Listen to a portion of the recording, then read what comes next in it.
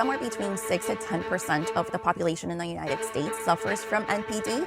When we think about someone that's narcissistic, we think about this really wealthy CEO. You can be a teacher, a stay-at-home mom, an accountant, anyone. Having a parent with NPD, that's like having your first bully at home. What are the long-term psychological effects of being with a narcissist? Depression, anxiety, substance abuse, body image issues, showing your feelings, recognizing your needs because no one has really cared about your needs. Why do people find it so difficult to lead narcissistic relationships? Because they're not all bad. It can be very confusing, especially with the grandiose type. They're the life of the party. They're exciting to be around. The people that are not super close to them love them. If you want to vent it to someone, they'd be like, oh no, they're amazing. What are you talking about? What are the subtle signs of narcissism in a romantic partner that are often missed in the beginning? So what I always tell people is that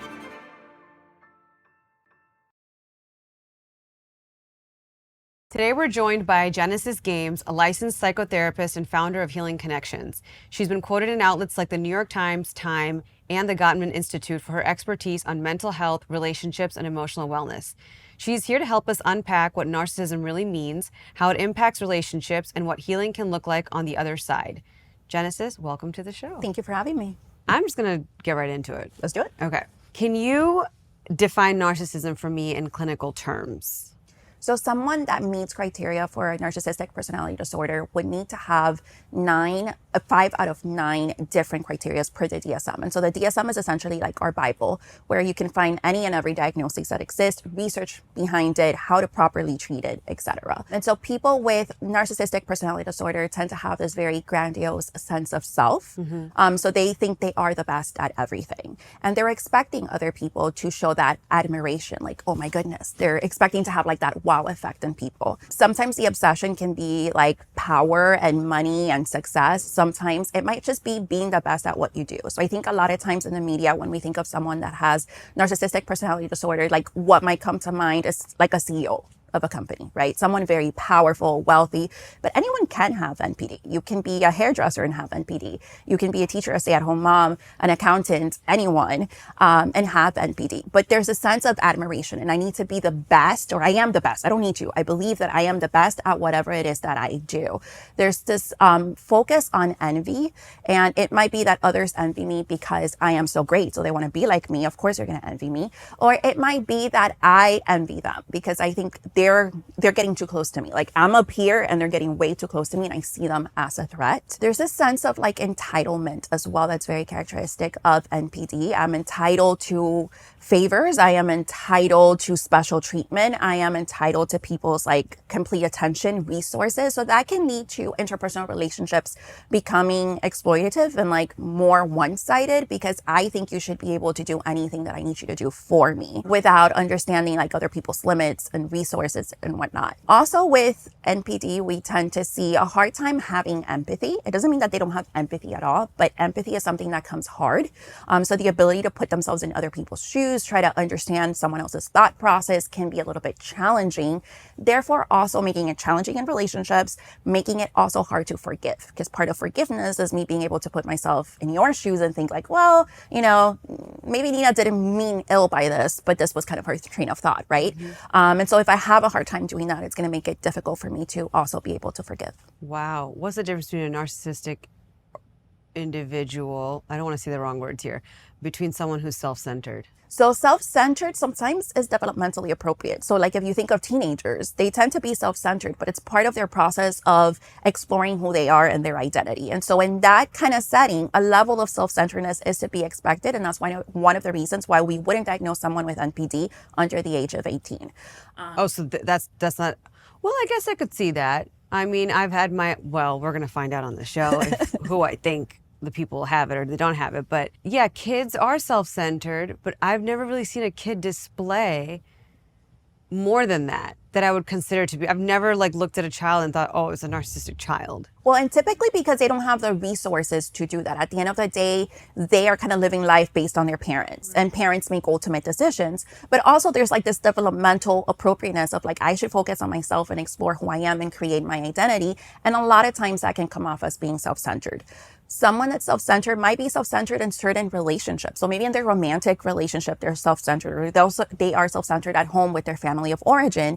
But when they come to work, when they're hanging out with their friends, when they're in other areas of their life, they're not self-centered. Someone that has NPD, those traits are going to be seen in all areas of their life. And all areas of their life are going to be impacted by those symptoms. So it's not going to be exclusive to one relationship or to one particular area. Got it. And now with what you said, people can have traits of NPD, but not be full-blown clinically diagnosable 100%. narcissist. But I think this is a very lost message or Yes. fact on social media Yes. today, because narcissism, narcissistic, it's thrown out like candy. Yes. People are saying, oh, he's narcissistic or he's this. And it's not what I'm learning now before having you on the show. Like, I was doing some research, and it's much more serious than that. There's things that you have to, and actually it's very hard to be diagnosed It is. with because NPD. again, you have to see this pervasive trend of traits throughout someone's life. And so if you're coming into therapy and you're coming into therapy because maybe you have a lot of anxiety and maybe there's some things going on at work and we start talking through that,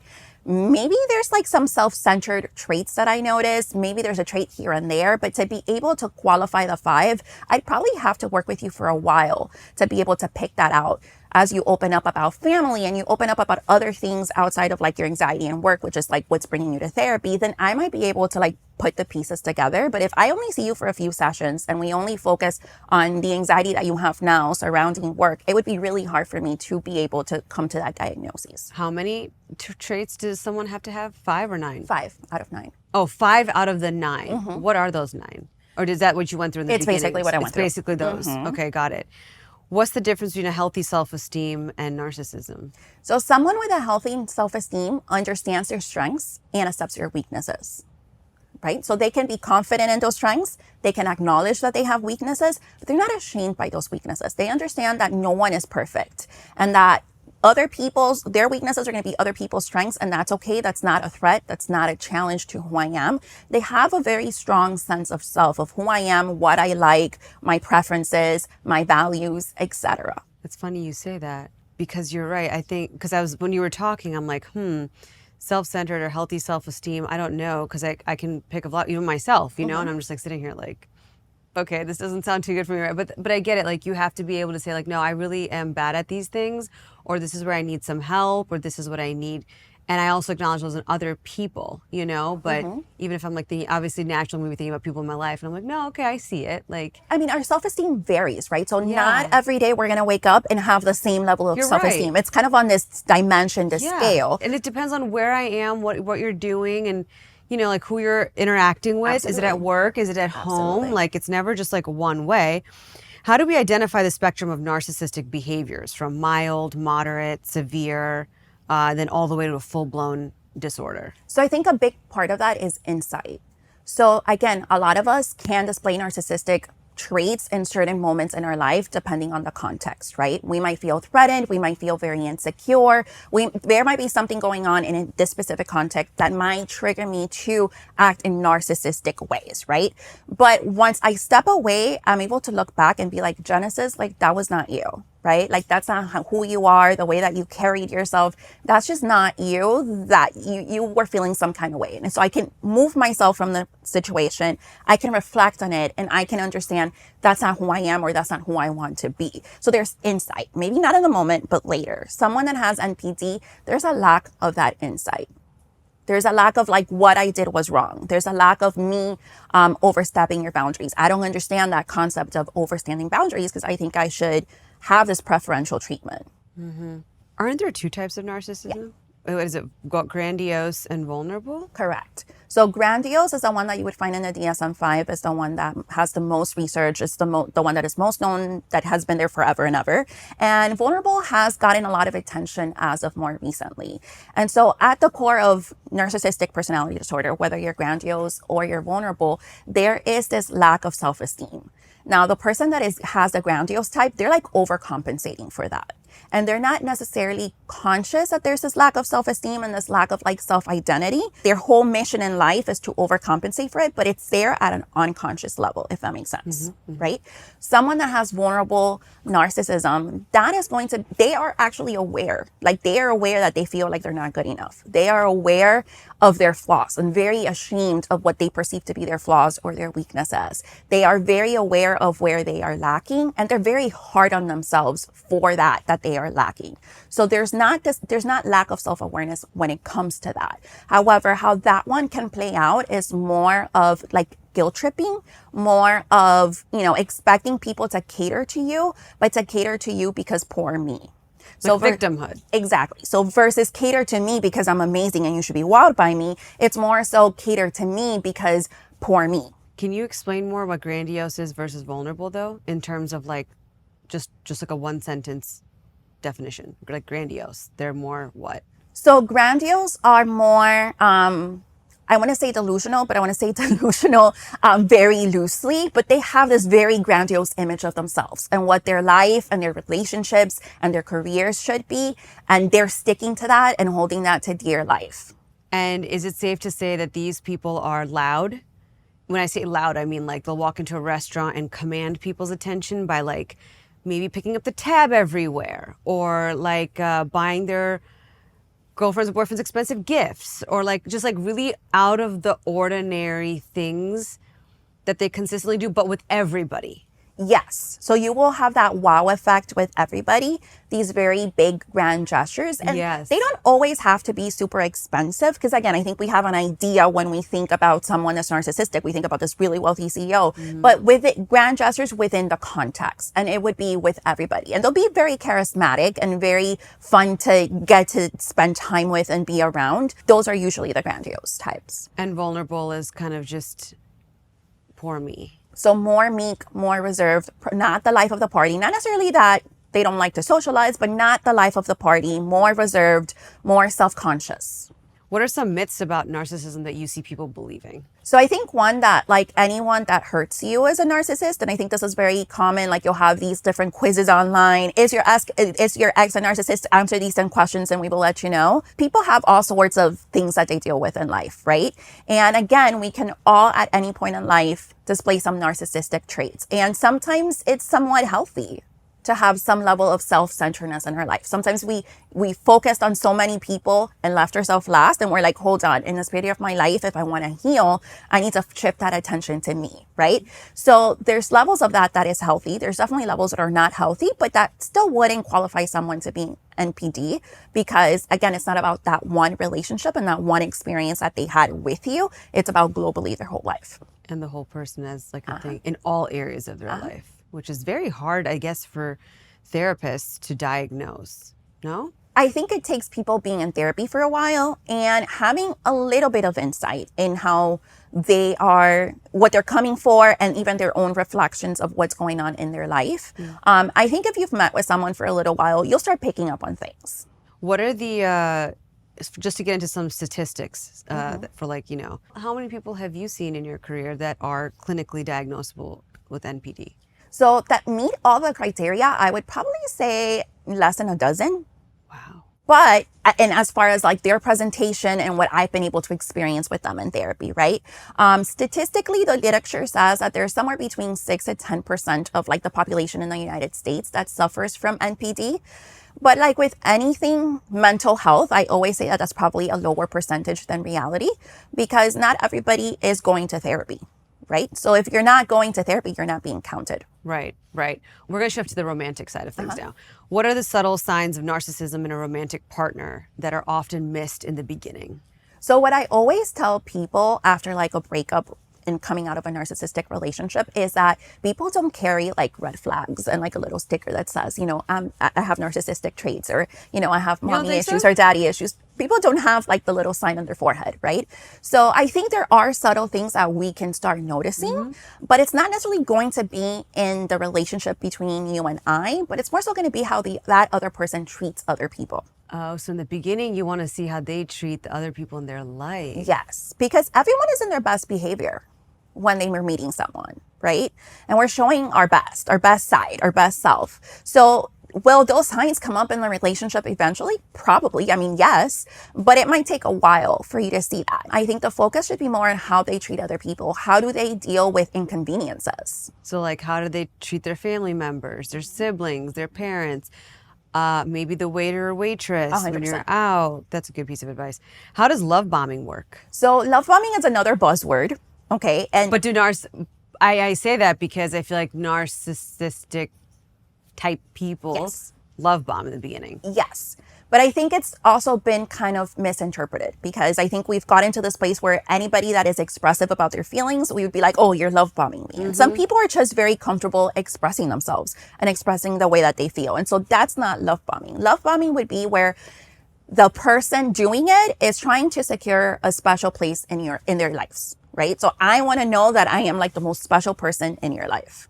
That when you have a problem or when you're excited, I'm going to be the first person you're going to call, right? And so, but they want to do that fast. And that's a natural thing in relationships, right? If you've been in a long partnership, like that's usually going to be your person. It's going to be your first go-to, but it takes time to kind of build that level of emotional connection and safety in a healthy relationship. Someone that is trying to love bomb is trying to really rush that process, right? So there might be lavish gifts. There might be very big grand gestures. There might be a lot of like involvement in your life, really wanting to spend every single time that I can with you. A lot of like text messaging, a lot of calls, a lot of like, let's just hang out, Friday, Saturday, Sunday, Monday, Tuesday, every single day. Again, the impact is I want to wow you. And I want to secure this important place in your life. Eventually, this like honeymoon stage of love bombing is going to come to an end. And that's when you go through the second phase. And that second phase is kind of when the person becomes disengaged. And so maybe there's something that you tell me that I find is critical, or that I find it's somehow challenging my perception of self of being so grandiose, right? And so I kind of hold on to that, and I have a hard time letting go, because again, I have a hard time with empathy. Therefore, I have a hard time with forgiveness. And so I kind of like completely focus on that one thing that you did that really hurt me, that I felt like was critical, you were challenging me, etc. And I start pulling away. Maybe you didn't do anything, but maybe I just noticed a quirk of yours that I'm like, that doesn't fit my image of being perfect. Because again, I'm perfect, I'm grandiose. I have to be with someone that is such as grandiose as me. Right? And so I can become very nitpicky in the relationship about very, very small things. And so that leads me to pull away emotionally and eventually end the relationship kind of abruptly, where the other person might feel blindsided because, again, nothing big has happened to think that I would pull away from the relationship. Do narcissists have an easy time pulling away from relationships, or do they kind of cling on? They have an easy time pulling away, but that doesn't mean that they're not hurt by the situation. Right? Like narcissists can fall in love, can love their children, can love people in their life. Okay, so there's a misconception there, because what, from my understanding for a while, was that they are not capable of love. No, they can. They have a very hard time showing healthy love and being in relationships, but that doesn't mean that they're not capable of loving. What would you say about someone in the beginning phases? Is this a red flag when they try to control who you are hanging out with, and who you, like, why does your family have to come visit again? Or why does this have to happen again? Or like, oh, don't talk to my mom, she's like gonna ask us for money or something. You know what I mean? Like kind of controlling the pieces around you. When I say pieces, I mean the people around you. Is that a common trait? That would be part of like securing that special place in your life. If you are hanging out with everybody else, then I feel like I have to compete for that place, right? There might be like, again, going back to that envy, there might be envy of people in your life that you're very close to. And maybe that's a parent, maybe that's a sibling, that's a best friend of yours. And so there can be that sense of competition. And so I'm doing all of these grand gestures and kind of taking up all of your time, and not in a negative way, right? Like this is all positive and fun when it's happening. But I'm doing all of this with the idea that I'm removing you from the people that you care about. And not necessarily like you're going to go no contact with them, but you're just not going to be as close to them anymore, because I want to have that space in your life, and I want to have that sense of control in the relationship. Yeah. Do you think it's, does it happen a lot between men and women when they have kids? Because it's common when the man feels a certain way. And I'm asking you, is there a time period of that where that's like a little bit of an adjustment period for a guy, when like the mom is now all about the kids, naturally so, right? And then the man feels like, well, what the heck, what am I, chopped liver? But then what if that carries on well into the kids being 30s? It can happen. But is that a narcissistic trait? That would definitely be a narcissistic trait. And I think if it carries on into the kid's adult life, I would be considering, are these traits being displayed in other areas of their life? There's a high likelihood that it's a yes, and they probably qualify for NPD. Yeah. What are very common manipulation tactics that narcissists use in romantic relationships? So love bombing would be one. Another one would be gaslighting. So essentially telling you that what just happened didn't happen, that what I just said, I didn't say it, that you like imagine that you misheard me. And also, again, a lot of guilt and a lot of shame. Putting that onto the other who's person. not, right? Okay. Can you explain the concept of gaslighting a little bit? So with gaslighting, I'm basically having you doubt reality. Of like what just happened. Of what just happened. So maybe it's something that I did, maybe it's something that I said, it's something you found out, and I'm just saying that didn't happen. That didn't happen that way. I didn't see that. I didn't hear that. You're imagining that. You're being too sensitive. You are overreacting. Why are you trying to pick up a fight? We were having such a good time. So very much denying your reality, your experience, what you saw, what you heard, what you interpreted, what your feelings are. Completely denying. What if when they say like, oh no, you just took it the wrong way? And I mean, sometimes we may take things the wrong way, right? This is why this is not black and white. Yeah, this is way more convoluted. Right. Than I thought. So if I think you took it the wrong way, I'm going to be curious. You know, what was it about what I said, about my delivery perhaps, that led you to believe that I meant X when I really meant Y? Like there might be a sense of curiosity on my end. Because at the end of the day, I value the relationship that we have. And I know that I can make mistakes. And then maybe sometimes the way that I say things can come off different than what I intend. Someone that has NPD, it's going to double down. Oh, like you got it wrong. Yes. You took it wrong, and that's the way it is. It's yes. My way or the highway. There's no curiosity. There's no trying to understand. It's just, no, you're wrong. Why do people find it so difficult to leave narcissistic relationships? Because they're not all bad. I mean, like the life of the relationship. There's positive moments in those relationships. There's a lot of fun that can happen in those relationships.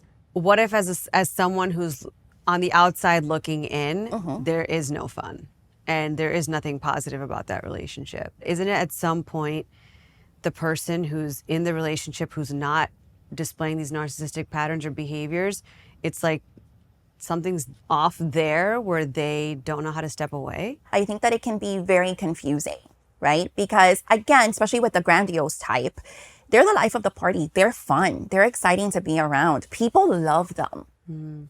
The people that are not super close to them, that don't know that side of them, love them. So you have a lot of fun with them. And a lot of people in their life, like if you want to vent it to someone, to a friend or someone, they'd be like, oh no, they're amazing. Like they're fun. What are you talking about? Right? So it's kind of like this confusion and this like mental struggle that's going on because you're seeing one side and then you're seeing another side. Yeah. And when the highs are high, they're very high. But when they're low, they're very low. And so it can take a while of constantly seeing the negatives and seeing those lows and the lows getting even lower for the person to realize, okay, this is not okay. This is not how relationships are supposed to be. Wow.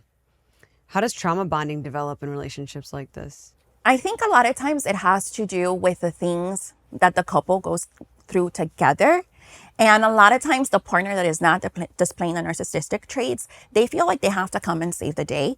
So for example, the person with narcissistic traits might be getting into an argument with their parent, right? And so now they're not talking. And so the partner's like, no, we need to resolve this, right? And so they come in and try to mediate and kind of save the day.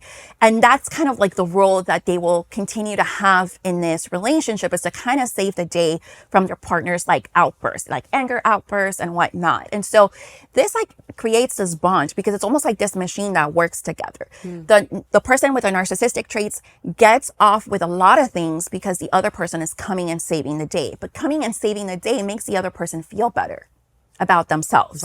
Right? Like this is my role in the relationship. And when I come and I save the day, my partner like loves me and gives me all this like positive reinforcement. So it helps me feel more connected to them. What about when the person displaying these NPD characteristics or traits in a scenario like this for trauma bonding, when say something happens to the couple that's like really tough and they're both dealing with it, but the one displaying the characteristic traits is actually like likes to go lower with that situation and scenario and wants the one who's not displaying them to also be lower with them, as opposed to handling it and both being strong. So the one that's not displaying is being very strong and like, we got this. And the other one's like, no, like I'm here, I know this is, you're being very strong right now, honey, but I'm sorry, like this is really negative that's happened to us. Like isn't that wrong too? So that's something that would likely happen with the vulnerable one, right? Because with the vulnerable one is A vulnerable narcissistic. yes. Okay. Yeah. So with that one, it's more of like, woe is me, right? And like all negative things kind of happen to me and I need people's support and people's attention to help me through things. I can't really do things on my own. And so that sounds more of like kind of the response of someone that might have more of those vulnerable narcissist traits. And, you know, I think it's complicated because, for example, people deal with trauma, grief, things like that differently. Some people need more time to kind of process what happened. And some people are able to process it much faster and kind of move to this place of acceptance and optimism, right? Like there are people who, like you take parents for example, we're talking about romantic, so I'll stick there. Take for example, like something happens to the one person in the relationship, the one who's not displaying the characteristics, right? And instead of the other one being strong, the NPD one being strong, they actually come in and like kind of wallow with you and want you to wallow more and more so that you lean on them. That's what I have seen time and time again in different, I won't say too much, but in like different scenarios with different people. It's a way of controlling, right? When you're in your down low, you need me more than ever. Yes, yes. And so I want to be there for you, but not enough for you to actually like get better, because then what happens to me? Yes. Right? What's my role then? You won't need me. So I'm going to be there for you, but just enough. Yes. And then I've also seen where like with words, instead of lifting you up and getting like, I know this, they're like almost reinforcing the situation that it's bad and like validating you, but a little too much. You know, it's like at some point you got to come back up and like, let's go tackle this. But they just keep like wallowing in it and talking about it and making you feel worse. You know? And so that would be more of like the vulnerable subtype. Wow. Insane. What neurological or psychological mechanisms are at play in trauma bonding that makes it so powerful? It's really this connection of like only going through this together. Like no one else knows what we're going through. And it's kind of the sense of like uniqueness, right? So if you think of people that have survived something together, whether it's vets coming back from war, or I would even say like surviving 2020 and being in lockdown, whoever was like in your home, your bubble, right? That is something very unique that you experience with that person, be it a roommate, be it a significant other, whoever it was, your dog, it doesn't matter. But that is a very unique experience. And only you and that other person in that bubble knew exactly what was going on, what your fears were, what your concerns were, what you went through in that period of time, right? And so it feels like no one gets me the way that you get me. Wow. And no one can. And no one can. And if they try, then I feel threatened. Yes. Yeah. Let's go to healing after a narcissistic romantic relationship. For someone who has left a relationship with a narcissist, what are the first steps to healing? Well, I'm a therapist, so I'm always going to say that seeking a therapist that is relationally focused is going to be really important. Speak with somebody. Speak with someone, because again, if you've been there long enough, your self-esteem is probably damaged. There might be other things that you may be struggling with, like anxiety, depression, substance abuse. Like maybe you had to use substances to kind of be able to like numb out and kind of get through it, right? So you definitely want to talk to someone about it. You're also probably struggling with what was reality because of all the gaslighting and all the manipulation, right? And the highs being so high, but then the lows being so low. Like you're probably questioning what was reality. Was it really that bad? You know, am I exaggerating? So having someone kind of walk you through it and untangle all of the pieces is going to be crucial for your healing. And then the other thing that I always suggest is that you build a life where there's no space for anyone else that might display high narcissistic traits. So you're saying you talk with someone so that you learn how for this to never happen again. It's like once you have been with a narcissistic person, you tend to attract the same in the next relationship. It's almost like what we feel comfortable with in a very like morbid, kind of sadistic type of way. But you kind of have learned that your role is to save the day. Your role is to do X, Y, and Z in a relationship. And so you are normally going to feel comfortable in a relationship that allows you to live up that role. And I know we haven't talked about parents yet, but typically when someone is in a relationship with someone that has high narcissistic traits or full-blown NPD, I am going to question, were you raised by one or both parents that had NPD or just really high narcissistic traits? Because typically it kind of goes back to, again, what's safe for us, what we're used to. And if we grew up in a home like that and we had to learn how to navigate a parent with NPD, it's going to be easy for us to fall into a romantic relationship where NPD is present. Because that's what you're used to seeing. Or you become the person with NPD. What are the That's also what you're used to long-term seeing. effects of being with a narcissistic? So kind of like I said, depression, anxiety, substance abuse, because again, you might have to kind of like numb yourself out to deal with a lot of the anxiety that might be brought up by the outbursts, by the different situations that come up with that person. There might be eating disorders and body image issues, because that might be the only thing that you feel you have control over, right? Like you don't have control over your life, you don't have control over your relationship, but I have control over what I put in my body and I have control over how much I move my body. So we might kind of grow an unhealthy obsession with body image and eating and that kind of thing. Self-esteem, I think, is the one I see the most. 100%. Also, I think sometimes what I've witnessed too is that person just wants nothing to do with a romantic relationship anymore. They're done. And so it can be like the other side of the pendulum, right? Like Yeah. I did so much, I dealt with so much, I gave so much of myself. I don't ever want to think of anyone in a romantic way ever again. Yeah, for sure. Are there any specific therapeutic approaches that are the most effective for narcissistic abuse recovery other than therapy? So I would definitely suggest group, like any form of like support group. Things like Codependent Anonymous can be very helpful in just understanding, again, like the trauma bonding, understanding what parts of you allowed you to stay in this relationship. Right? What parts of you said, no, let me give him one more chance, or let me give her one more chance. Like maybe they can change, right? What part of you decided like it was okay to do that? And I think it's really helpful to just like hear other people's stories that have dealt with something really similar and understand what their journey has been. Can be very helpful and can be very normalizing, because again, you might feel like you're going crazy. Yeah, for sure. Let's go over to the parents' side. Let's do it. What are the key traits of a narcissistic parent, and how can a child tell if their parent is narcissistic?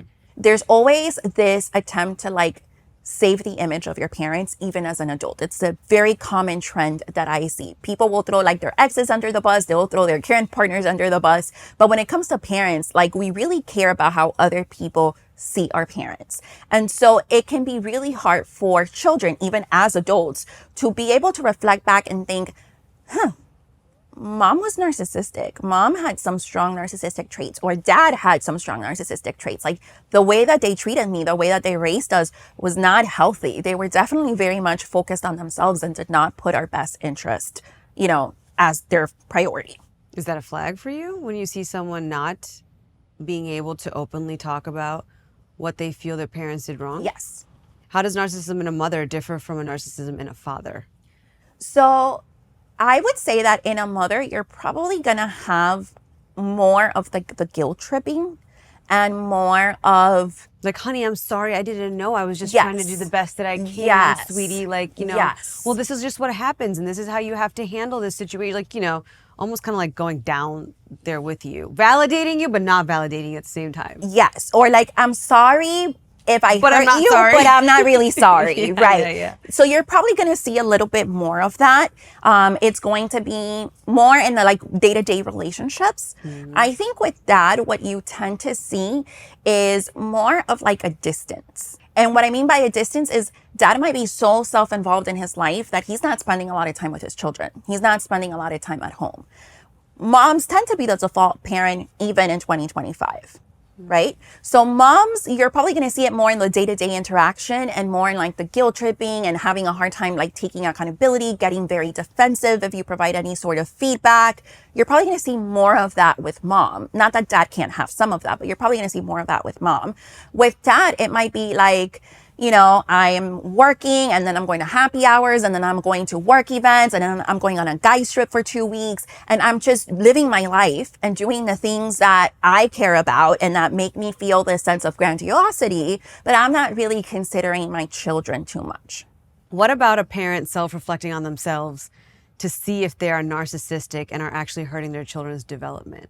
So if a parent is watching right now and is now questioning, am I a narcissistic parent? What would you tell them that they should look out for? So what is the intention behind the parenting decisions that you're making? And so that might be from like the school where you put your kids in, to like what you feed them, to what you do with them on weekends, to anything, right? It can be anything, the small decisions, the big decisions. What's the intention behind? Is the intention behind the way that other, like appearances and keeping optics and how other people perceive you because you want to be perceived a specific way? Is it about the experience you want to have? So I want to, raise you, or I want to put you in said school because I want to be friends with the moms in that school, and I want to have like this image that, my kid goes to that school and I'm part of this group, and that's what's important to me, versus that school being the best fit for my child.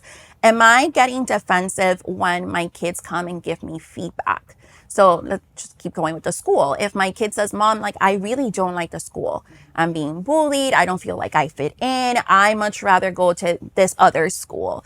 Am I making the decision and saying no because I want the experience as a mom from my kid going to that school, versus because I really think that my kid is going to benefit from the experience and the education that they're getting in that school? So are decisions that I'm making motivated by me, or are they truly motivated by what's best for my child? When it comes to mothers and fathers with potential narcissistic traits, something that I think is one, and I see it time and time again, is mother or father, doesn't matter. When you question, like you just mentioned too, the intention behind why they make the decisions they do for their kids. Something I've seen is when the kid doesn't act or perform the way that they wanted the kids to, the parent or the parents run off and tell everyone or anyone that will listen to them, like friends, other family members, other siblings of that child, and so on, almost in a way to kind of get ahead of the story, is how I have interpreted it. Like, it's like a PR emergency. Yeah, to make it look like, hey, but really you just threw yourself under the bus by sharing and airing your dirty laundry. But like, you're almost like getting ahead of it to like, I'm not the bad parent. Like, it's not my fault. Like, it's my kid, but like, this is not how I raised them. And it's almost like a guilt thing that comes out. And so it's like, from a kid's perspective, you're kind of just like, okay, that wasn't really anybody's business, first of all. And why couldn't you talk to me about it? And why couldn't we work on it together? And now on the receiving end, when you're someone listening to another parent talking about their kid to you, you're almost like, no one's saying that you're a bad parent. Nobody's saying that. How about you try to listen to, you know what I mean? Like, I noticed those things in certain people. So there's definitely this high sense of defensiveness. I can't take negative feedback. I can't take no for an answer, right? And I also have created this image, almost like if I was writing like a screenplay, and I created this role for my child. And this is how my child is supposed to behave, how they're supposed to think, and how they're supposed to carry themselves. And if they veer off from that, then they are like betraying me because I've been such a good parent. And I've poured so much into them so that they can fulfill that role that I've assigned to them probably since before conception. Wow. My next question could get a little bit convoluted. So for any kids that are probably watching the show, they might be thinking, because it could be a girl, so a daughter with her mother. She might be thinking, my mom is definitely narcissistic, right? We all have social media, and that's what kids are saying these days. Give this little girl top 3 things to look out for that, okay, your mom may have these traits. I think number one is that a lot of the traits that we've talked about would have to be present in mom's life overall. So not just between her and her mother, but look at your mother's life and see if she's like this with everybody. So that would be number one. Number two that I would look out for is mom projecting like her unfulfilled like goals and dreams onto me? Because a lot of times mom and daughters, dad and sons, they see the child as like this extended version of themselves, right? And so what I didn't get to accomplish when I was young, then that's my expectation for my child. Or if I accomplished up to this level, I expect my child to surpass me, right? And I have, again, like this screenplay that I've created of what they need to do to get there. And so if you feel like mom is projecting those like unfulfilled wishes and dreams that she had in her life, that's probably a telltale sign that there might be strong narcissistic traits there. And I think one more might be this sense of like possessiveness, but not possessiveness in like being overly affectionate or overly caring, but so more so possessiveness in like, you belong to me, and I make decisions about your life. And like, you need to tell me everything. And like, I have to be your best friend. And I am like, it's possessiveness and over involvement where they might feel threatened. Again, if you're close to an aunt, for example, or if you have a best friend in school, or if you have a teacher or mentor that you grow close to, they might feel very threatened and jealous about that bond that you formed with someone else that is not them. Instead of just being happy that you have all these people in your life that care about you and that support you and that bring something into your life that they're not maybe capable of bringing. What about between a son and his father? So I would say it's very similar. Dads are going to have that, again, that expectation that you are either as successful as me or more successful than me. And so, you know, if I didn't get to play college football, I might want you to play college football. And I'm going to push you to start playing football as young as you can. If you're 2 years old and I can sign you up for a class, I'm going to go ahead and sign you up. And I'm going to be very hard on you because I have these very high expectations. And the core of these expectations are my unfulfilled needs or wishes. You don't think that that narcissistic father will feel threatened once the kid does surpass him and become more successful? Yeah. Because what I've seen before is, I want you to be more successful. Yeah. I'm telling all the world, and like I'm working so hard so that these kids have what I don't have. And then when the kid does do exactly that and becomes more successful than the father, he is now poking holes. And why are they doing this? Why are you doing that? Oh, you don't have time for me now. Or like, you know, it's like making you feel guilty for what you for following the rules. Which can be very hard on the child to comprehend because it's like, I followed everything you told me to do. I made it to where you told me to make it, even if I didn't want to do this, right? But I still did this for you to have your approval. And now that I'm here, you are not happy for me. You're envious. Yeah. Which is weird. I mean, I don't wish that, like having a parent who might be jealous of you or envious of you, which I pick up on certain people when I talk to them, I'm just like, that is strange. That is really hard because that's like having your first bully at home. Yes, I've never looked at it that way. And that's just sad. That is. How does having a narcissistic parent affect a child's self-esteem and identity? So it doesn't allow them the space to develop their identity. At the beginning, we were talking about how it's normal for teenagers to be self-centered to a degree because they're supposed to be exploring themselves and who they are and their space in the world. And having a parent with high narcissistic traits or with NPD makes it impossible for you to really look within and get to explore. Because again, you have a screenplay. In that screenplay, you have a role and you're meant to be in that role. There's not a lot of exploring for you to do. There's a role, there's a box, and you have to fit in the box. If you don't, then you're going to create a lot of chaos. You're the bad kid. You are the bad kid. You're the one who's the not ugly listening sheep. to me. Yes, or the black sheep, yes. Can you explain the scapegoat and the golden child dynamic in narcissistic families? So the golden child would be the one that follows a script to the T. They don't miss a beat. They do it all. And the scapegoat is going to be the one that says, this is not my life. This is not how I want to live. These are not my dreams that I want to pursue. These are not my values. I'm going to go figure it out. I'm going to go explore. I'm going to go take risk and I'm going to go figure it out. And they're not supported for that. Yeah. And actually what I've seen before is one or the other parent will actually tell the golden child, like, don't do this. Yeah. Like they compare the kids. Yes. The kid. They'll compare the scapegoat to the They'll be like Johnny. Yeah, and they'll compare the golden child to this, and then they'll Yes. also go to their friends and their families and other people and compare their kids. Yes. Just the same way, and I'm like, that is such a terrible way. Yes. And I think when we think of scapegoat, we think about them just having a very chaotic life, but it doesn't necessarily mean they have a very chaotic life. They might be the first ones in their family to go to therapy. Yeah. And to do decide something different. Yes, and to decide I want to do different. I want to do things differently. I want to do relationships differently. I want to be a different type of parent. I want to set boundaries. I'm not going to tolerate certain behavior. So if we're going to continue to have a relationship, like there's just some things are not going to be tolerated anymore. What I've also seen is the golden child, to a certain degree, also now starts to put pressure on the scapegoat sibling a little bit to fall in line, so to speak, and say it's because I care about you, it's because I'm older, you know, and so forth, because mom and dad are upset with you, and like then the golden child kind of kicks in too to try to control the situation. So it's almost like parents, golden child against that scapegoat. Yes. Can these roles shift over time, or are they generally fixed throughout the childhood? No, it can. Like the golden child might make a mistake. There might be something they do, one singular thing, and that makes them fall from that pedestal. And all of a sudden, a scapegoat is not that bad anymore. Or can all the kids be bad? Because neither is fitting in a box. That can happen too. And now the parent just accepts and washes their hands and goes around telling people like, I did the best I could. Nobody wanted to listen to me, you know, this and that. And Yeah, absolutely. what are the long-term psychological effects on an adult who was raised by a narcissistic parent?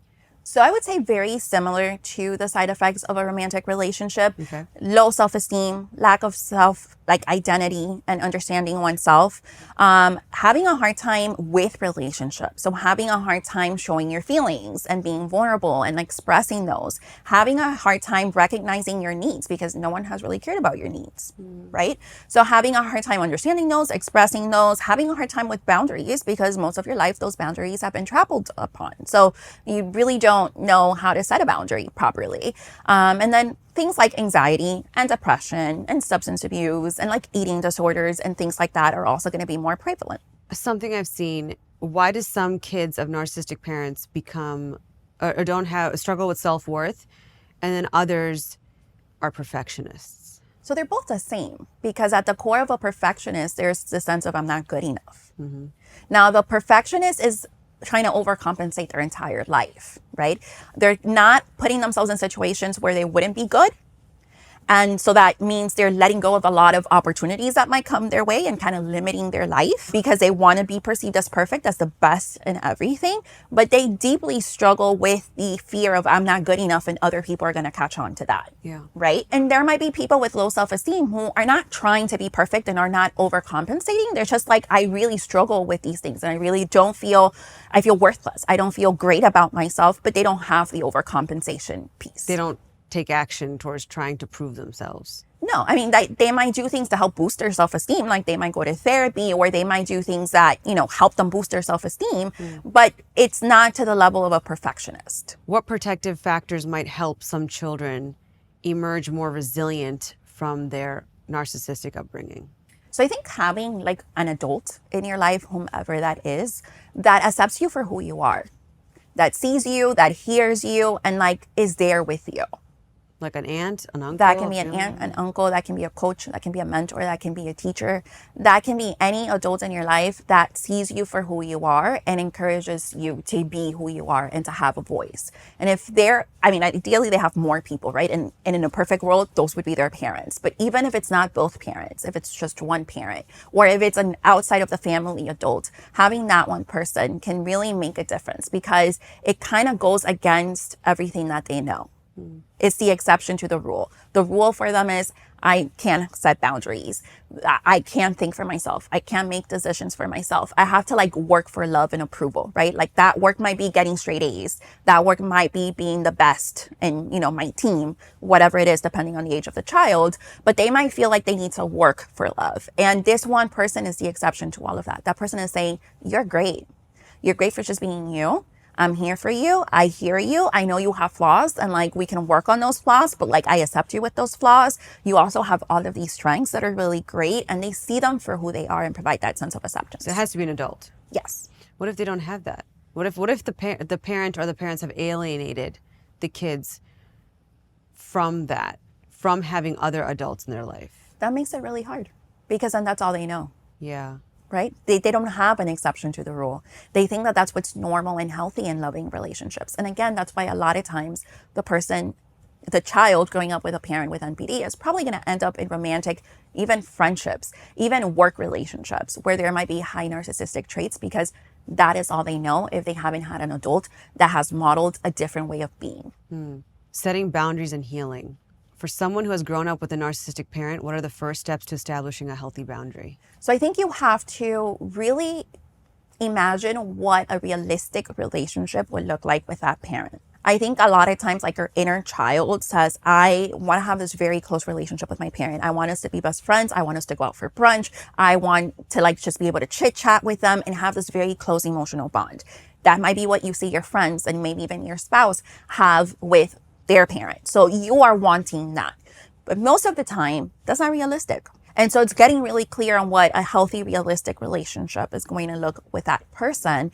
And then thinking, what are the boundaries that I need to put in place to make that happen?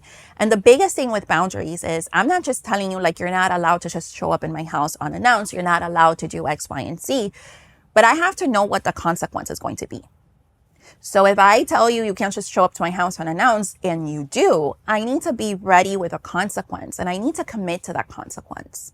Otherwise, it's just words. It's not a real boundary. Boundaries need to be enforced. Yeah, but that's tough for a kid. That's really hard for a kid. An adult, even if you're an adult kid, you're still a kid in their eyes, right? You still see mom and dad as mom and dad. And so like when you're older, now you're the one placing consequences on your parents. And I think that this is why it's also so hard for children, adult children, to even paint their parents in a negative light, because it is so hurtful to think that I have to take these measures with this person that is supposed to love me and care for me and is supposed to want to have a, strong emotional bond with me. It's really hard to like wrap our minds around that. So a lot of times we just kind of block some of those memories, some of those thoughts, and we're like, no, yeah, my parents did great. I mean, no one's parents are perfect, but yeah, like they did great. I had a happy childhood. You know what I'm seeing lately though, is like millennial parents are kind of around this age, early 30s, mid 30s, right? They're actually a little bit self-reflecting and self-aware. Like they're like, I don't want to be like my parents with my kids. Yeah. I don't think the generation before us thought like that. No. And the one before certainly did Definitely not. And I think that's where, maybe that's why social media is blowing up on these terms and this is happening. But I do see it in people that I know that they're like, I don't want to be like my mom. I don't want to be like my dad. I want to be better for my kid because they know how it felt. 100%. To them to feel however they had felt. So you're saying it's possible to have a healthy relationship with a narcissistic parent, but also sometimes distance is the only solution. Yes. So it is possible to have a healthy relationship, but it might not be that we're going to go to brunch and we're going to talk and we're going to have this best friend type of relationship. It might be, I get to hang out with you a couple times a year in certain contexts with certain boundaries, and we have a good time, but it's kind of limited to that. Right? And it's going to be very dependent on the parent's ability to stick to these boundaries. Some parents will. Some parents will have that as kind of like a wake-up call of like, my child is very serious about these boundaries. My child is very serious about changing our dynamic. And if I want to continue to have a relationship with my child, I'm going to have to kind of comply, even though I might not fully understand where they're coming from. And I might not fully think that I was in the wrong. And some parents are not. Some parents are going to double down. And so in the doubling down, that's where some people choose to go no contact with their parents. I'm playing devil's advocate here. I don't mean to be so negative when it comes to this stuff, but is it possible in some universe where the narcissistic parent is okay and is willing to learn and accept those boundaries from their child? Because not because they love that kid, but they want two things. They do want to see their grandchildren and or they can't stomach the public humiliation from their kid never wanting to see them and not having a relationship with this adult kid anymore. And I think that's possible. I think that the facade is probably going to come off at times. I don't think that they would be able to hold that facade. Changing is really hard, right? So if you have lived your life exhibiting these narcissistic traits more times than not in all of these different areas of your life, that is your like autopilot. That's what you know how to do. So to actually change, it's not impossible, but to actually change, it would be very uncomfortable. And it would really be stepping outside of your comfort zone and kind of rewiring your entire brain and learning how to have empathy and learning how to like take a breath and let other people speak and learning how to not be defensive. Like it's a lot of skills that you would have to take on. So I think that if you're doing it just for optics, you might be able to hold on the facade for a little bit, but it's probably going to crumble at one point because, again, it's a lot of work. Isn't it too late at that point? Like you have a kid, this kid's in their 30s, they have kids. And as that narcissistic parent, isn't it too late to unlearn everything? Have you seen that change in someone who's 60, 70 years old? I don't think that it's late to unlearn things, but I always tell clients, like, don't expect a 180. Are you telling the kids this? Or are you telling the parents who are displaying those traits? I'm telling the kids this. Don't expect a 180. Because again, change is really hard. So if for 60 years of your life, this is what you've done, it's really hard to say, I'm going to do a 180 and be completely different. Now, if they can manage some of their behaviors, you can probably have a much better relationship with them. So at some point, as an adult kid, you just have to accept this is the version of mom or dad and or both. And you hope that it gets a little bit better, but don't expect. That would be my message. Recognizing triggers. How can someone who has experienced narcissistic abuse become aware of their triggers and their own emotional wounds? So I would say that this is where, again, therapy can be very helpful. This is where learning a little bit more about narcissism itself and more about like early childhood trauma can be really helpful. Again, what part of me kind of convinced me that this was okay and that I should stick it out and that I should continue to be in this relationship? What role did I play? And this is not so much of like victim blaming in any way, but I think it's really important for us to hold ourselves accountable and to recognize what kept me in this situation. How come I didn't like snap out of it faster? How come I didn't see some red flags when people in my life kind of pointed things out, people that I loved and that I love and trust? How come I didn't listen? I think that answering those how and those what questions are very important. And I think things obviously like therapy can be helpful, but also like books, podcasts, support groups about the topic can help you navigate and understand it a little bit more because you don't know what you don't know. That's true. Are there common triggers that survivors of narcissistic relationships tend to portray or share? So there can be this fear to the commitment in a relationship. And so kind of like you said, some people might be like, I don't ever want to think of a romantic relationship again because that's really scary. Now, that is kind of the extreme of it. Some other people might be like, yeah, I'm ready to date again. I want to find someone. I know that there's healthy people out there. But the moment that a relationship feels committed, feels like we're getting serious, right? It can trigger a lot of fear because it's like, oh, I've been here before. And this is when I let my guard down. And then this is when things took a turn last time. And I'm afraid to put myself in this vulnerable situation and it happened again. How can I trust that I'm not seeing the red flags? Yeah, because I didn't see them the first time. What are some practical examples of setting boundaries with a narcissist? Your top two. So top one would be clear on what's really important for you. Again, we're not thinking of a 180. We're thinking about small changes that can add up over time. So what is going to have the biggest impact in that relationship? And maybe it annoys me that you text me 24 times a day, but maybe I can live with that because I don't have to really like get back to you. But there is another behavior that you're doing that is actually stressing me out, that is actually causing distress. And so that's what I want to focus on. So have that very clear, what's going to make an impact. And then again, what's going to be the consequence to that boundary? And what's going to be a consequence that I can commit to? Okay. How do you relay that though to a parent, or you don't? You keep the consequence part to yourself and you just act on it. I think it depends on the situation. I don't think a parent would take that well. I think it depends on the situation. Let's say you're not respecting my spouse. You don't like my choice of a spouse.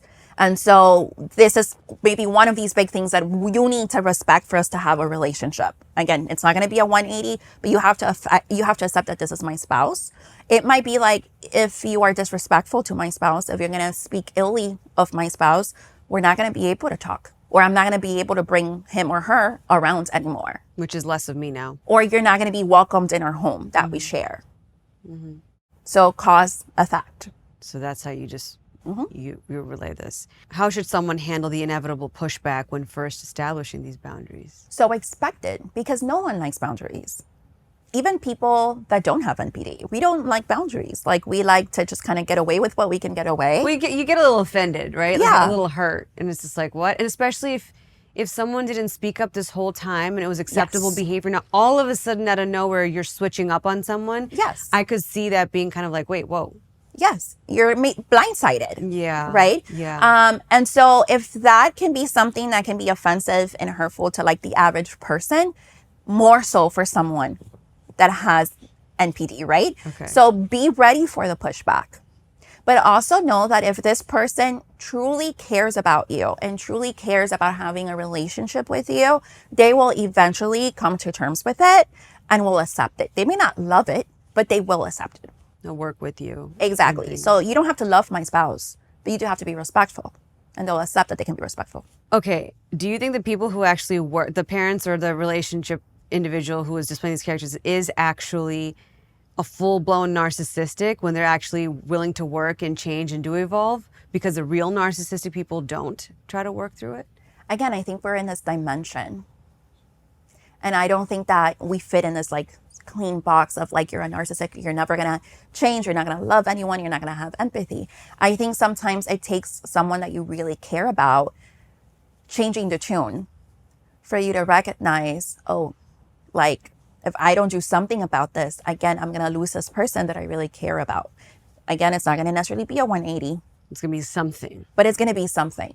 And that something might just be enough to be able to continue to have a relationship with that person. Again, we're not going to be buddies, we're not going to be besties, but it might be enough to have a healthy enough relationship with that person. Why is self-compassion so important for survivors of narcissistic abuse, and how can they cultivate it more? I think it's really important because the opposite has been happening. When you've been around someone that has high narcissistic traits, they've usually been very critical of you and very nitpicky. And so you have kind of internalized that voice to be the same way with yourself. Yeah, they start to believe exactly what their partner or their parent was saying about them all along. Like, you might be not attractive, or you might not be in shape, or like, you're going to get old one day too, or this is going to happen to you too. Or, you know, something else I've seen, I don't know if this is an NPD trait, is sometimes if they want to say something to you or get a point across to you, they use other people that you both know as an example. That can be manipulation. Okay, that would be in a minute. Like, oh, you know, so-and-so's kid, did you hear what happened to so-and-so? Your friend over there got this. Man, that's bad. I never want to see you. You know what I mean? Like, it's like almost their like way. passive aggressive. Yes. Like I want to tell you something, but I'm not Yes. telling you straight on. And so I'm Yes. using someone else's story Yes. to kind of, and that can absolutely happen because that can be a way of manipulation. Like, I don't want you to think the way that you're thinking about that person, or to speak about me the way that you're speaking about that other person. That would be awful. That would make me feel so ashamed. So yes. What specific self-compassion practices have you found most helpful for your clients? So I like for people to think of like an event that brought up a lot of shame. And then I want them to like try to relive that event in their minds. And I want them to write down all of like the self-critical, self-bullying thoughts that come up when they're reliving that event. You know, I was stupid. I was dumb. I was not good enough. I'm a terrible mother. Whatever those are. And then I want them to go back and rewrite a realistic statement for each of them. Now, notice I didn't say positive affirmation. I said realistic statement. You don't have to tell yourself you're the best, because you might not be the best. And that's okay. But chances are you are not horrible. Chances are you're not a bad mother. Could you be better? Probably. Are there skills and things that you can learn? Probably. But you're probably also not a horrible mother. And so finding that gray, that shade of gray, and living in that gray is what we want to do with self-compassion. I don't want to tell myself I'm the best, because I'm probably not. And then when I fail, or when I don't do as well, it's going to eat me inside. I want to give myself a realistic statement. Wow. What should someone look for in a therapist if they're seeking for help from narcissistic abuse? So you want a therapist that is well-versed in relationships and relational dynamics. I think that's really, really important. Therapists that don't work with relationships are seeing more of like the clinical presentation of mental health disorders and how it impacts the individual, but they're not seeing the ramifications of it. And so you want someone that understands the ramifications of it. And ideally, you want someone that has experience working with either the children or the former partners or the partners, because some people might not be ready to end a romantic relationship or might not want to, of narcissistic people. You want them to have that experience. And if they have experience working with the person that has NPD, that's even better, because I feel they can see both sides and they can kind of understand full circle versus just one side. Have you had that experience before? Yes. Are there specific therapeutic modalities that work better for narcissistic abuse recovery? I would say attachment is very important, because that's really what is suffering the most.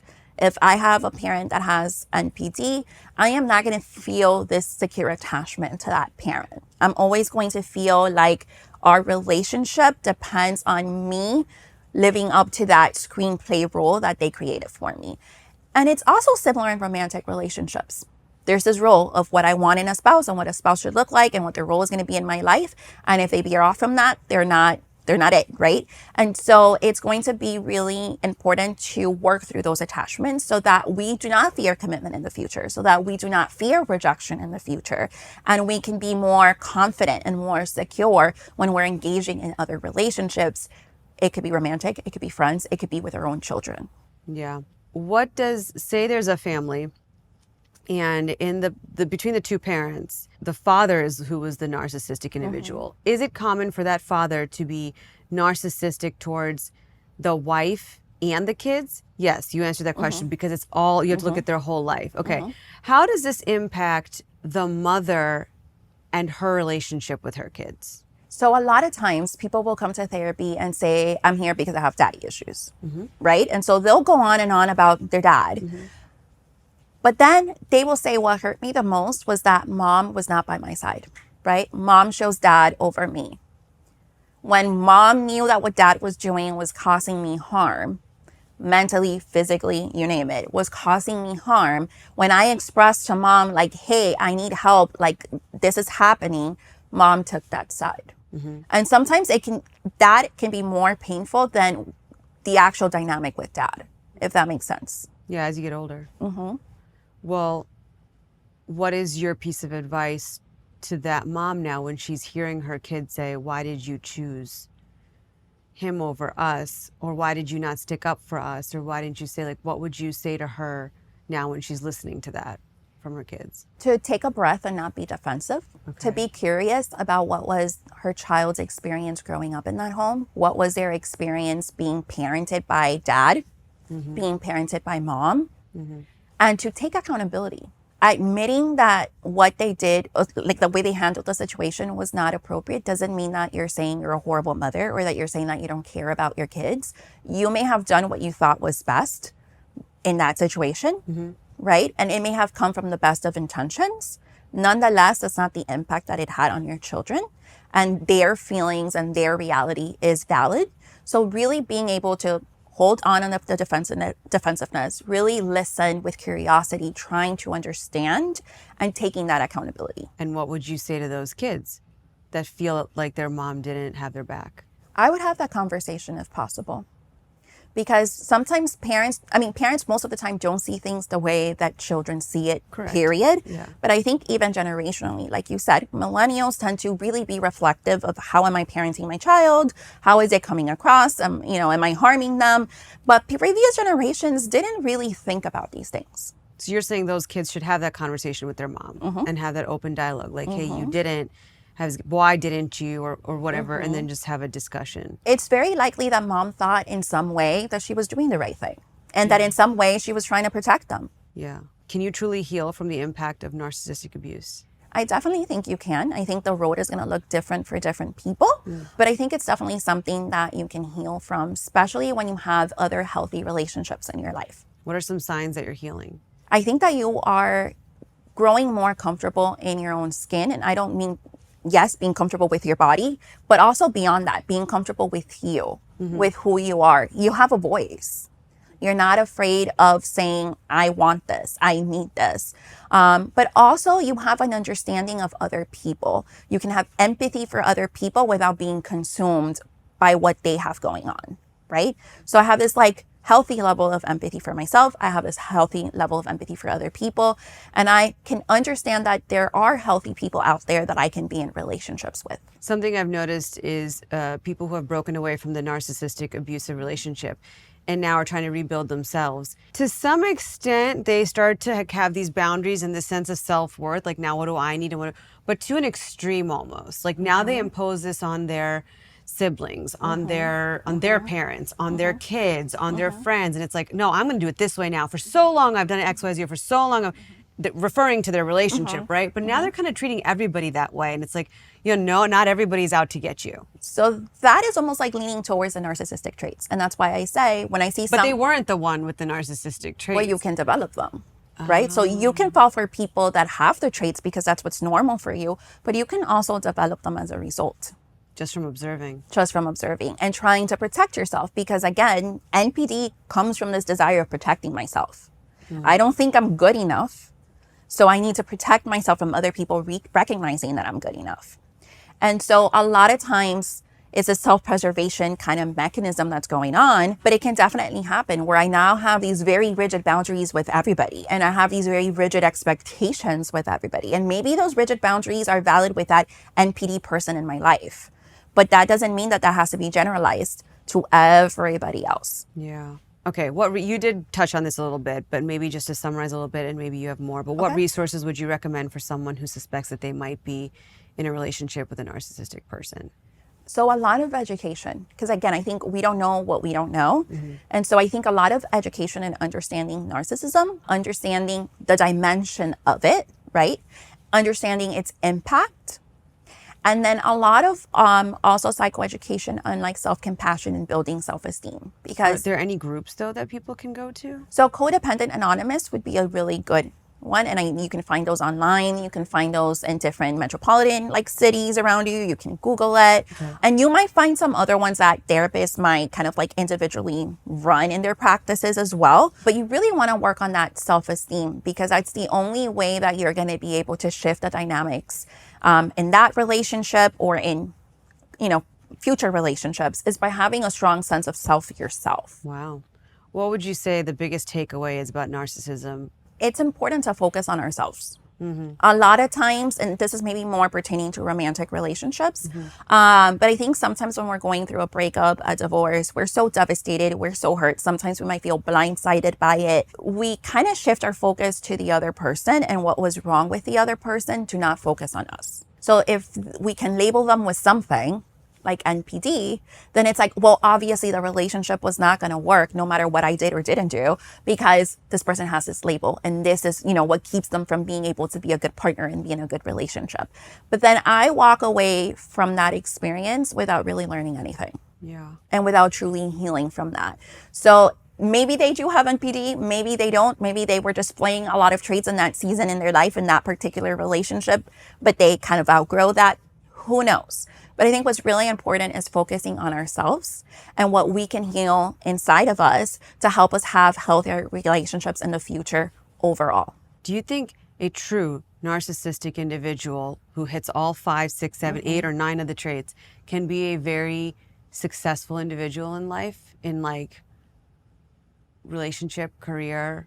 So people, I know success is subjective, but let's just say we could look at him as a pillar of society. Do you think that's possible? So people with NPD are in every sphere of society, right? So your teacher can have NPD, your nail tech can have NPD, your doctor can have NPD, your governor can have NPD, your religious leader can have NPD.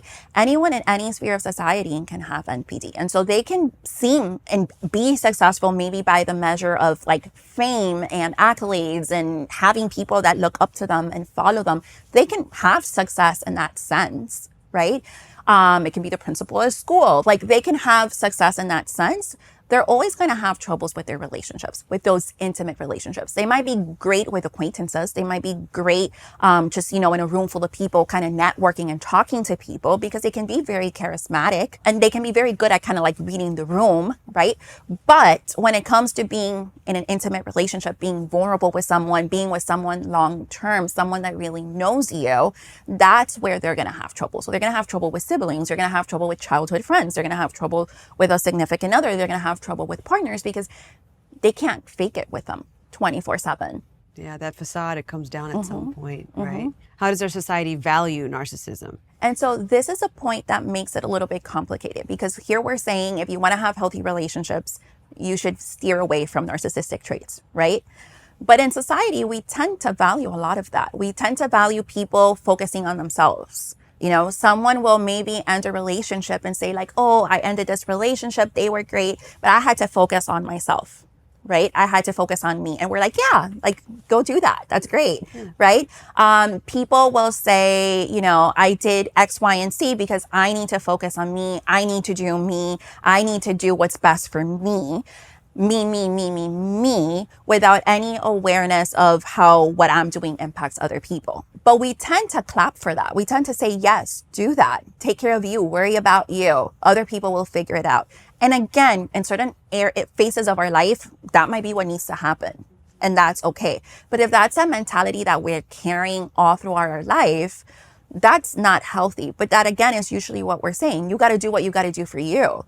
Yeah. Or, well, I guess here's where this is now that I have an understanding after speaking with you, because I'm thinking about so many people. I guess number one, you look at their entire life, all their relationships, right? Does it carry with everybody? And two, do they have all of these traits, right? Like you said, okay, if someone is taking a step back, like if it's a young college girl who's like, no, I'm breaking up with my boyfriend because I need to focus on me and I need to think about my career and this and that. Yeah, we're going to clap for her because are we going to label her as a narcissistic? No. No, we're not going to do that. And so I think this just proves the point that you made earlier in the show that there's traits and we all have those traits. They come and go at different times of our life. But a true person who can be clinically diagnosed as narcissistic personality disorder has 5 of the 9, has issues in all areas of their lives with all different relationships, and tends to carry through for a longer period of time. They're not really phases. Absolutely. And there's kind of this disregard on the impact that my behavior is going to have on other people, right? So that young girl, that young college girl, probably not a significant impact, right? Like if she has a conversation and she's nice about the breakup and she's considerate with the other person, probably not this huge impact. Now, if you've been in like a 30-year marriage and you have like 3 kids and you just decide, you know, I don't want to do this. I want to just go and do my own thing and backpack through Europe. Very different situation, right? But a lot of times we tend to say, yeah, you should do what you need to do. You should focus on your success. Whatever you need to do to achieve that success, that's what you need to do. And like we clap for that without considering maybe this is not always, it's not always about me and just me and not anybody else.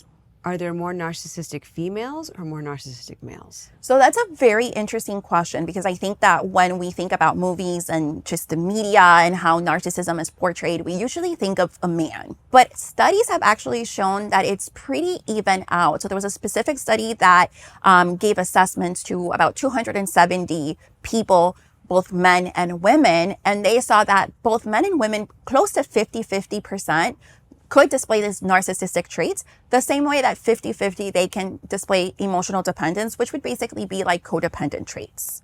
So it's not just men. Men might be louder about it. Men might be more obvious about it. Women might be more subtle, but it's still going to be there. Maybe as your man CEO, although we have a lot of women CEO, but maybe it's your man CEO and maybe it's your stay-at-home mom. Got it. Right? But we shouldn't put ourselves in boxes or put the idea of NPD in a box that only specific people that look a specific way, that live a specific lifestyle, that X, Y, and Z fit in this box, because anyone can have NPD, because any of us at any given time can display narcissistic traits. Is it safe to say that if you are somebody dealing with somebody who you consider to be narcissistic or displaying those characteristics, just look at their childhood? I definitely would, because we know that with all personality disorders, childhood trauma is at the core. And that doesn't mean that everyone that suffers childhood trauma is going to develop a personality disorder. Many people don't. But that is kind of this common pattern or this like link that if we have a personality disorder, it's very highly likely that we've had childhood trauma. Do you think it's something that someone can be born with? No. Oh, so it's learned. On some aspects, it's learned behavior. Absolutely. Wow. I mean, we learn empathy. We learn how to communicate. We learn how to be social. We learn how to read a room. Yeah. Or we don't. Or we don't. Yeah. Or we don't. Genesis, thank you so much. This was so informative. Thank you. My gosh, this was great. Where can our audience find you? So you can find me on Instagram as The Miami Therapist, and my website is healingconnections-therapy.com. This is incredible. Thank you so much. Thank you.